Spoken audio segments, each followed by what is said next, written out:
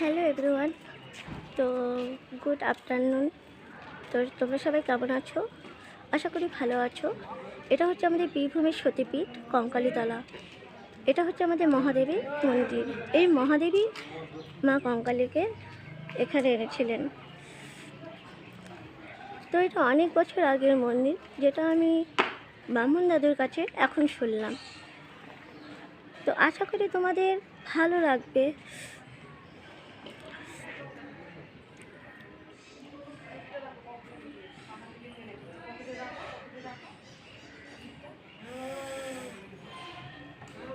বীরভূমের মা সতীপীঠে কঙ্কালীতলা খুব জাগ্রত। তো তোমরা টাইম পেলে একবার এসে ঘুরে যেও, তোমাদেরও খুব ভালো লাগবে।